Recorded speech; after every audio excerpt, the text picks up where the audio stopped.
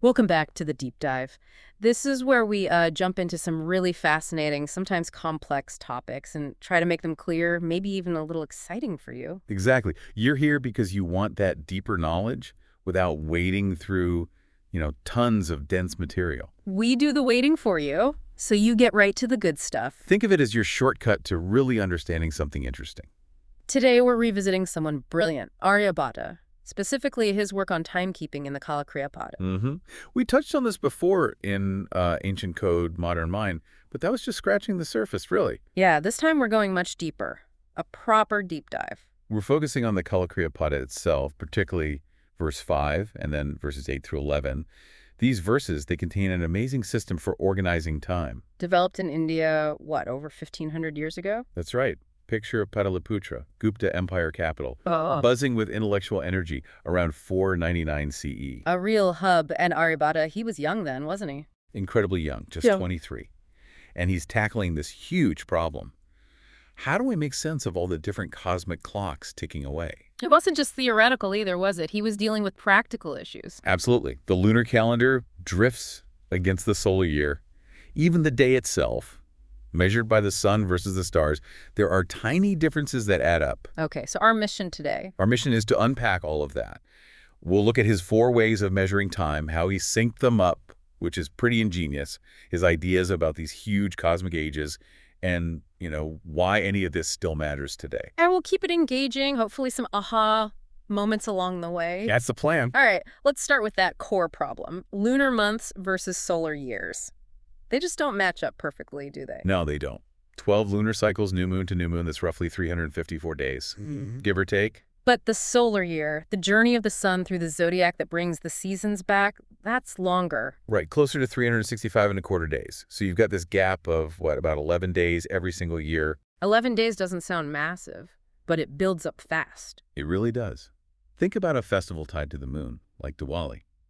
It traditionally falls in autumn. But if you just followed a strict lunar calendar without adjustments, It would drift earlier and earlier each year, eventually Diwali in spring or summer. exactly, it messes everything up. Agriculture, planning, religious observance. And it wasn't just the moon and sun. Ah, right. You mentioned the days, too. Civil days versus sidereal days. Correct. The civil days are basic sunrise to sunrise, the 24-hour clock we live by.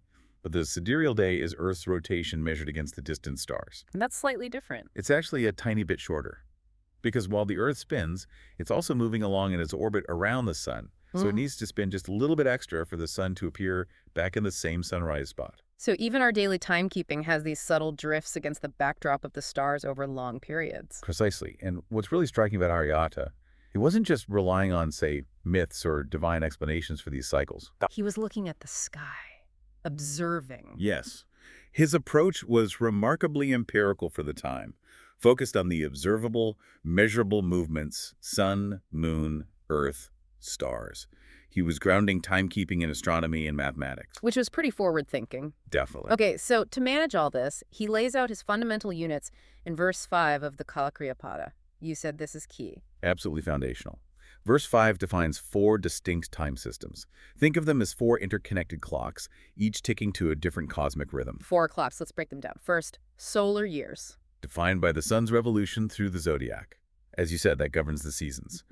Think Holi in spring that's tied to the solar cycle. Okay, solar year is seasons. Next. Lunar months. Defined by sun-moon conjunctions, basically, new moon to new moon, about 29 and a half days. And that ties into festivals like Diwali, right? Sure. Which happens on a new moon. Exactly. So solar for seasons, lunar for certain festivals and cycles. Then there's the civil day. Sunrise to sunrise, our everyday clock. Pretty much. It's the most practical unit for daily life. Agriculture, remember Gopal the farmer from our earlier talks, this is his time. Makes sense. And the fourth one was sidereal days. Yes, Earth's rotation relative to the fixed stars. Crucial for astronomers tracking star positions accurately. As we mentioned, it's slightly shorter than the civil solar day. Remember the link to breaths per day we discussed? Ah, yes, 21,600 breaths. Fascinating connection. So 4 different measures, all running slightly differently. And Bhaskara, who commented on Aryabhata's work later, pointed out something important. Aryabhata anchored the start of both civil and sidereal days to sunrise at a specific place. Lanka. Lanka. Why Lanka? In ancient Indian astronomy, Lanka wasn't just the island. It represented a prime meridian, like Greenwich for us today.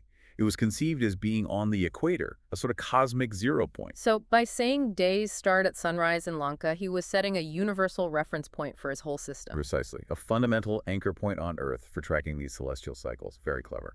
Okay, so we have these 4 clocks: solar, lunar, civil, sidereal, all running at slightly different speeds. Civil days lag sidereal days a bit. Lunar months need adjusting to fit solar years. It's a bit messy. It is inherently messy, and that's the core challenge Aryabhata tackled. How do you keep these interconnected but unsynchronized rhythms working together in a practical calendar? Which brings us to how he actually did it. Intercalation and omission. Sounds technical. It sounds technical, but the concepts are quite elegant. Let's start with the big one. Lunar months versus the solar year. That 11-day gap per year. How do you fix that? With intercalary months, basically leap months. About every 3 years or so, Aryabhata's system would insert an extra lunar month into the calendar. Like our leap day in February, but a whole month. Exactly the same principle. It pushes the lunar calendar forward to catch up with the solar year, keeping those lunar festivals like Diwali consistently in their correct season, like autumn. The maths behind when to add it was likely detailed elsewhere, showing his grasp of the cycles. Okay, leap months solve the lunar versus solar year problem. What about the other discrepancy? You said lunar days, or tipis, accumulate faster than civil days. That's right. A tithi isn't quite a full day. It's based on the moon's changing angle relative to the sun. Because the moon moves faster, you get slightly more tithis than sunrises in a given period. So how do you adjust for that? Through omission. Occasionally, the system would simply skip a lunar day number, effectively deleting a tithi from the count. This keeps the lunar day count from running too far ahead of the solar day count. Wow. Adding whole months, skipping individual days, it requires careful tracking. How did he manage all that? Through a concept called ahargana. This is brilliant. Ahargana is essentially a continuous count of civil days, starting from a specific, defined beginning point, the epoch. Like a master counter, just ticking off the days one by one since time began, according to his system. Exactly. Like a massive odometer for the cosmos.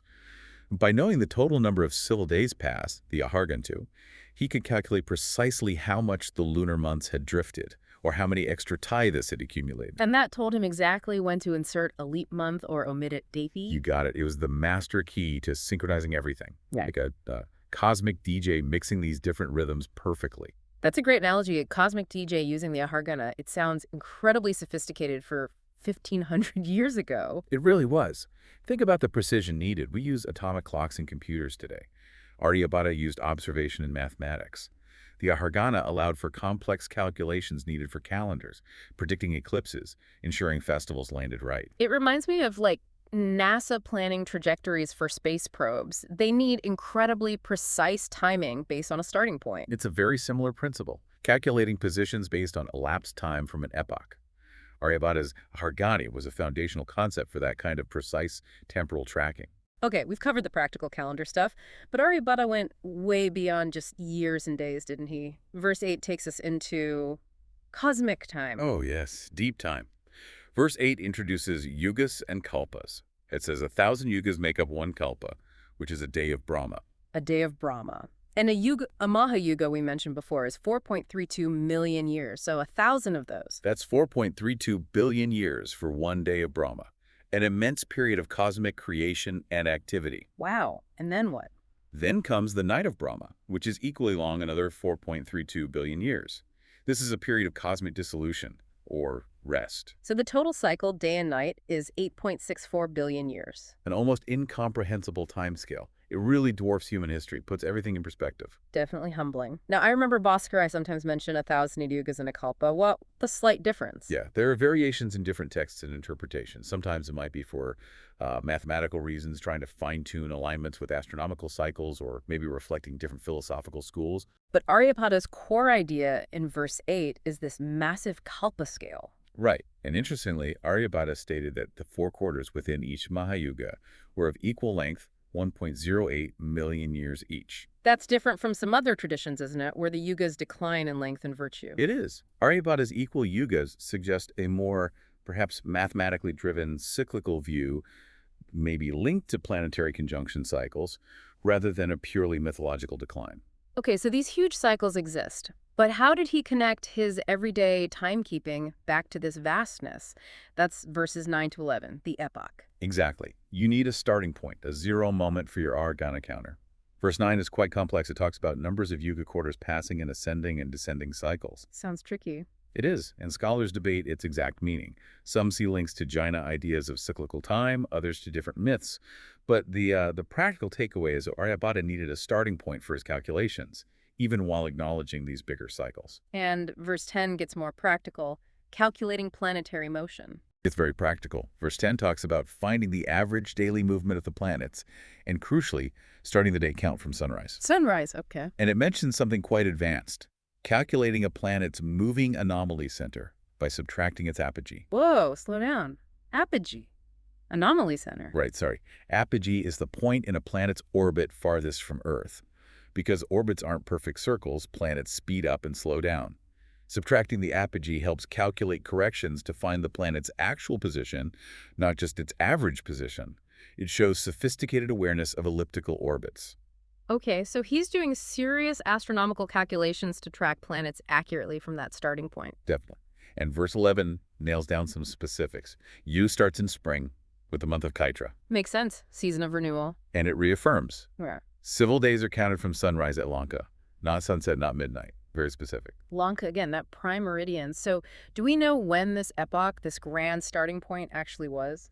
Bhaskar, in his commentary, pinpoints it. February 18th, 3102 BCE, at sunrise in Lanka. That's specific. 3102 BCE. That's the traditional start date of the Kali Yuga, isn't it? It is indeed. And according to Bhaskara-Isi's interpretation of Aryabhata, at that precise moment, the planets were considered to be aligned at the starting point of the zodiac, in Aries. Like setting the master clock for the entire cosmic system, a universal 0 hour. Exactly. It's the anchor for the Argana count, allowing all calculations past and future to be synchronized from that single, universally defined moment. Now, the sources mention possible links to other cultures, Babylon, Jaina philosophy. How much do we know about influences? Well, it's certainly possible Aryabhata knew about Babylonian astronomy. They had long traditions of observation and prediction. It was an intellectually connected world to some extent. So ideas might have traveled? Maybe. Yeah. And the Jaina cosmology, with its own vast time cycles, shares some conceptual similarity, especially with the cyclical ideas hinted at in verse 9. It's plausible there was some cross-pollination of ideas. But we can't be sure. We can't be certain, based solely on Aryabhata's text, his important context. But his system in the Kālakriyāpāda stands on its own mathematical and astronomical merits. We focus on what he wrote. Understood. So bringing this ancient system forward, how does it connect to us now? Is it just history? Not at all. The fundamental problems Aryabhata solved are still with us.